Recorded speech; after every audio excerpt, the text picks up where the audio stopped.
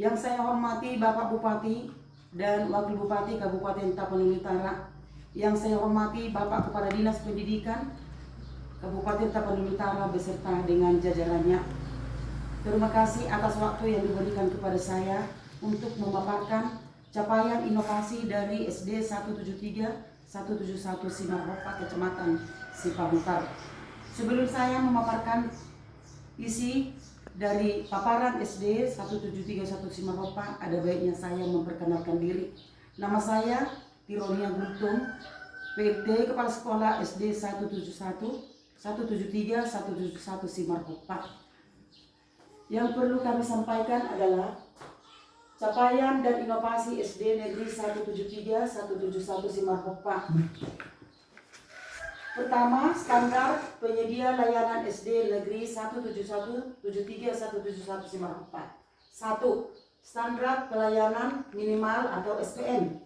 Pendidikan meliputi proses belajar mengajar yang bermutu, penilaian hasil belajar atau rapor, dan pengembangan kurikulum. Seperti yang kita lihat pada gambar di samping Bapak Ibu, setiap akhir semester kami selalu mengadakan rapat atau diskusi mengenai hasil nilai semester yang dicapai oleh peserta didik kami. Kami mengadakan rapat kecil atau diskusi di dalam kantor ini. Yang kedua, layanan administrasi sekolah meliputi penerimaan peserta didik baru, penerbitan surat keterangan siswa, legalisir ijazah, mutasi siswa, dan layanan persuratan lainnya. Seperti yang kita lihat pada gambar di samping, setiap penerimaan siswa baru, kami selalu menginformasikan kepada orang tua bahwa penerimaan murid baru telah dibuka dan langsung diantar oleh orang tua. Dan para peserta yang mendaftar selalu kami ukur dengan tinggi badan, berat badan, sampai ke lingkar kepala. Yang ketiga, data peserta didik guru dan tenaga kependidikan SD Negeri 173 171 Simarhopa. SD Negeri 173 171 Simarhopa memiliki 6 rombel dengan jumlah siswa 89 siswa, 41 perempuan dan 48 laki-laki.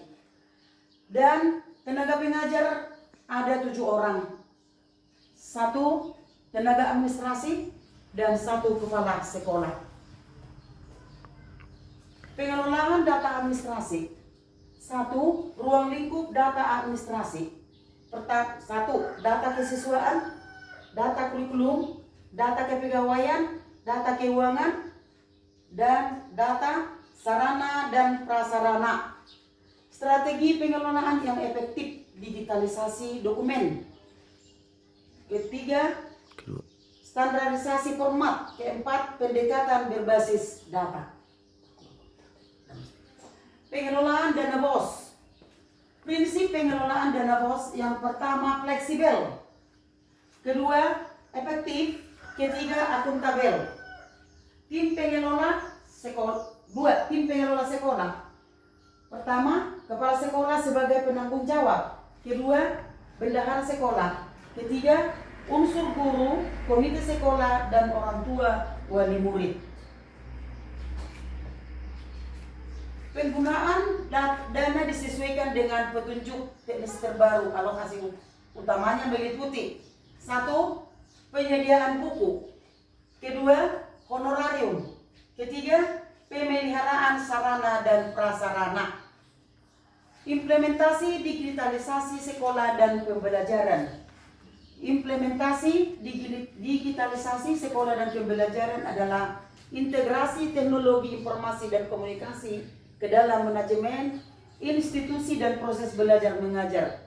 Tujuannya adalah menciptakan pengalaman belajar yang interaktif, efisien, dan merata, didukung oleh platform nasional seperti akun belajar ID. Seperti kita lihat pada gambar di samping Bapak Ibu, kami selalu menggunakan PID untuk menambah pengetahuan, meningkatkan proses belajar mengajar di sekolah.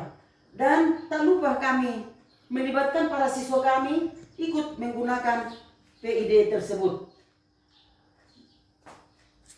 Program Seta Pamajuma, Tapanuli Utara, Maretong, Majaha, Martorsa. Berikut adalah rincian fokus utama dari program Tapamajuma. Yang pertama, Maretong.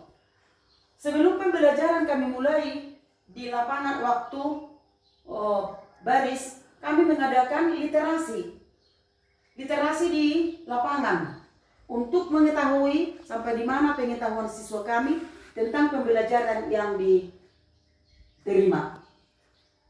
Kedua, Majaha.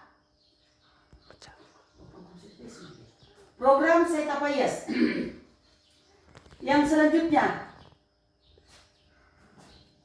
Martorsa berkarakter berbudaya. Setiap 2 kali seminggu kami mengadakan kebaktian untuk membentuk karakter siswa kami di dalam kehidupan sehari-hari. Di mana di sana kami mengadakan kebaktian di kelas, dikumpul bersama dengan siswa beserta dengan Bapak Ibu guru yang dipimpin oleh Bapak Guru agama kami. Program Seta Payas. Siswa-siswi Tapanuli Utara peduli kebersihan lingkungan dan sekolah. Berikut aksi pagi hari di dalam program Seta Payas. Sebelum anak-anak tiba di sekolah, kami sudah menginformasikan harus mengutip sampah dari lingkungan pekarangan sekolah, di mana anak-anak dapat memilah sampah organik dengan non-organik. Kedua, membersihkan kamar mandi itu selalu fokus utama di dalam sekolah SD 171, 173, 171 Simalungun.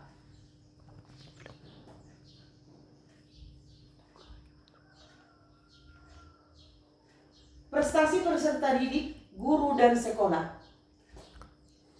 Berikut adalah rincian capaian indikator keberhasilan dari masing-masing elemen peserta didik. Seperti yang kita lihat pada gambar di samping Bapak Ibu, pemerintah mengadakan Olimpiade Sains yang dilaksanakan di IAKN Tapanuli Utara. Kami juga mengikut sertakan para siswa kami untuk mengikuti Olimpiade yang dilaksanakan oleh pemerintah Kabupaten Tapanuli Utara.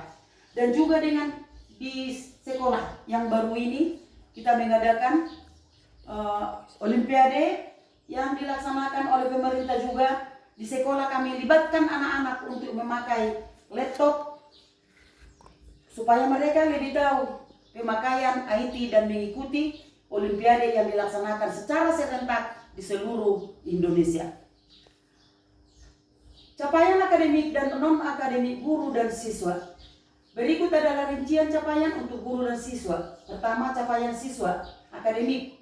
Inilah hasil yang dilaksanakan Olimpiade di Kabupaten Tapanuli Utara. Mereka mendapat piala atau piagam. Dan capaian guru, permasalahan dan solusi yang dilakukan. Pertama, perundungan dan kekerasan. Masalah ini berdampak buruk pada kesehatan mental siswa dan iklim belajar. Nah, kami ada membuat solusi. Sekolah membentuk satgas anti perundungan, memberikan edukasi rutin untuk menangani empati serta menyediakan ruang aman untuk pelaporan rahasia. Kedua, motivasi dan minat belajar rendah. Siswa sering merasa bosan, sulit konsentrasi, atau kurang dukungan. Solusinya, guru menerapkan pembelajaran interaktif atau diferensiasi sesuai dengan profil belajar murid menggunakan media. Ketiga, kualitas dan kesejahteraan guru. Kurangnya pelatihan keterampilan dan beban tugas administrasi. Solusinya, sekolah memfasilitasi pada pelatihan atau workshop, kurikulum merdeka dan menggunakan sistem digital untuk memangkas birokrasi administrasi. Keempat, kebersihan dan lingkungan sekolah. Masalah seperti membuang sampah sembarangan dan vandalisme. Solusinya, menerapkan program sekolah adiwihata, kampanye pilah sampah, serta penegakan tata tertib dengan poin pelanggaran. Nomor 5, kurangnya keterlibatan orang tua. Komunikasi antara sekolah dan orang tua murid yang tidak berjalan optimal. Solusinya adalah mengadakan pertemuan rutin, dan menggunakan aplikasi komunikasi khusus agar perkembangan siswa dapat dipantau bersama.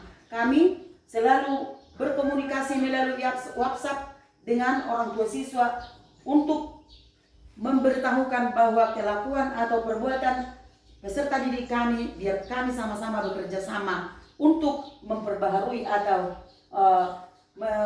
mengajarkan yang lebih baik bagi mereka. Pengembangan sekolah, berikut adalah ringkasan tantangan beserta solusi konkret yang dapat diterapkan. Kualitas dan kesejahteraan guru, kualitas dan kesejahteraan guru. Tantangan, kurang pelatihan keterampilan baru dan bebas tugas administrasi yang menyita waktu. Solusi, sekolah memfasilitasi pelatihan workshop atau kurikulum merdeka dan beralih menggunakan sistem digital terbaru guna memangkas birokrasi administrasi. Guru dapat memanfaatkan modul pelatihan mandiri di platform Merdeka Mengajar untuk efisiensi waktu. Seperti yang kita lihat pada gambar di samping Bapak Ibu guru di sekolah kami selalu diskusi mengenai bagaimana demi kemajuan pendidikan, bagaimana cara-cara untuk menerapkan pembelajaran yang efektif. Kedua, kebersihan dan lingkungan sekolah. Tantangan, kebiasaan membuang sampah sembarangan, maraknya vandalisme di area sekolah. Solusi, penerapan program sekolah adiwiyata yang berfokus pada gerakan peduli lingkungan, diikuti dengan kampanye pilah sampah serta penegakan tata tertib yang tegas dan menggunakan sistem akumulasi poin pelanggaran. Seperti yang kita lihat Bapak Ibu gambar di samping, kira-kira 100 meter dari lingkungan pekarangan sekolah, siswa-siswa kami sudah kami pantau untuk mengutip sampah, memilah sampah organik dan non-organik. Ketiga, kurangnya keterlibatan orang tua. Tantangan komunikasi antara pihak sekolah dan orang tua murid yang tidak berjalan optimal. Solusi, mengadakan pertemuan rutin berkala melalui forum Parent Teacher Association atau PTA dan mengadopsi aplikasi komunikasi khusus sekolah agar perkembangan siswa dapat dipantau bersama secara transparan. Itulah dari kami menggunakan WhatsApp dengan orang tua murid kami. Seperti pada gambar di sini, kami mengundang Bapak Ibu orang tua siswa kami untuk menjelaskan apa yang terjadi di sekolah tentang perbuatan anak didik kami. Evaluasi dan capaian kinerja sekolah. Satu, komponen utama evaluasi kinerja. Pertama, praktik pembelajaran. Evaluasi berpusat pada kualitas interaksi antara guru dan siswa di kelas, efektivitas metode mengajar dan penerapan kurikulum. Kedua, perilaku kerja, penilaian kepemimpinan kepala sekolah dan profesionalisme guru, termasuk etika, integritas, kolaborasi, serta komitmen. Tiga, manajemen sumber daya, kinerja pengelolaan fasilitas, anggaran BOS, dan sarana prasarana sekolah untuk mencapai target. Satu, perencanaan, penetapan target kinerja dan indikator kinerja atau IKU tahunan. Kedua, alur pelaksanaan evaluasi. Ketiga, penilaian evaluasi, pengukuran akhir capaian berdasarkan data objektif melalui sistem pengolahan. Keempat, tindak lanjut, pemberian feedback, penyusunan rekomendasi serta perbaikan berkelanjutan untuk rapot pendidikan.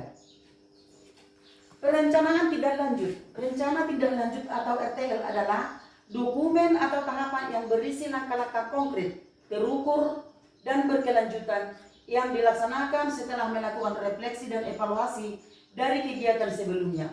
Tujuannya adalah memastikan perbaikan mutu, pencapaian target, dan berkelanjutan program. Panduan ini cocok Anda yang sedang menyusun rencana perbaikan di bidang pendidikan, pelatihan, maupun organisasi. Komponen utama RTL. Yang pertama, tujuan indikator keberhasilan. Apa hasil spesifik yang ingin dicapai dari tindakan tersebut? Kedua, sasaran atau target. Siapa atau apa yang menjadi fokus utama dari kegiatan ini? Ketiga, langkah atau kegiatan. Bagaimana tahapan teknis pelaksanaan yang dilakukan? 4. Waktu pelaksanaan. Kapan target waktu mulai dan selesainya kegiatan? Kelima, penanggung jawab. Siapa pelaksana utama yang akan mengeksekusi rencana tersebut? Keenam, sumber daya dukungan. Apa saja sarana, anggaran, atau dukungan pihak lain yang dibutuhkan untuk merealisasikannya. Demikian yang bisa saya paparkan dari SD 173 171 Simarhopa. Mohon maaf bila ada kekurangan dan kelebihan. Terima kasih atas waktu yang diberikan kepada saya. Horas, horas, horas.